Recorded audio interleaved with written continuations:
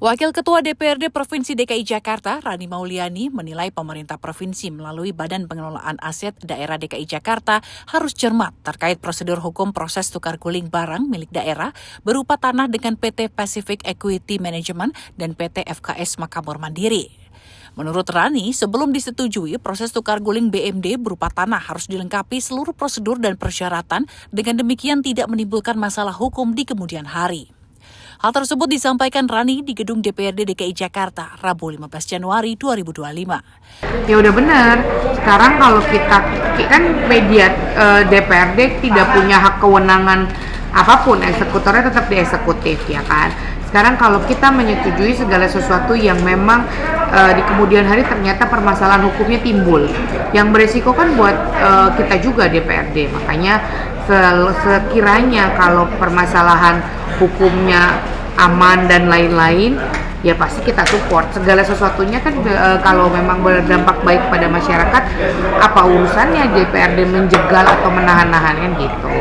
Kalau tadi kan dilihat dari lahannya segala macam sudah cukup baik keduanya, tapi mungkin proses prosedurnya secara hukum dan keberkasan dan lain kan harus jelas juga.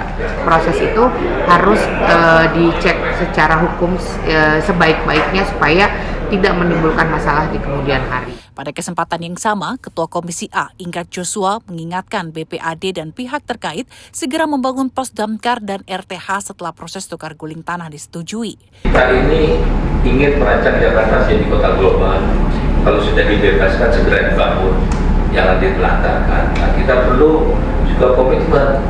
Jangan nanti diperjualbelikan lagi, Pak. Jadi ini akhirnya jadi lahan terlantar. Nah, kita ingin ada suatu komitmen juga bagi Pacific dan FKS. Ini kapan waktunya dibangun supaya kota kita tanpa kelihatan megah. Menanggapi hal itu, pelaksana tugas Kepala Badan Pengelola Aset Daerah DKI Jakarta, Faisal, memastikan tukar guling BMD berupa tanah itu sudah sesuai prosedur dan tidak bermasalah. Dapat dipastikan sudah mendapat rekomendasi dari Camat dan Lurah serta Badan Pertanahan Nasional. Jadi sesuai dengan tahapan, Pak. Memang kenapa ini agak lama proses rusulak ini, memang kita memastikan, Pak, bahwa BMD tersebut tidak bermasalah. Sehingga kami dari rekomendasi dari SKPD terkait, kami cek rekomendasi dari Camat dan Lurah. Setelah itu baru kita rekomendasi ke BPN, Pak, untuk menyampaikan bahwa tanah tersebut tidak bermasalah atau sudah terbit di situ SKH. Begitu dari rangkaian itu sudah aman, maka kami baru melangkah ke jenjang berikutnya, Pak. Humas Sekretariat DPRD DKI melaporkan.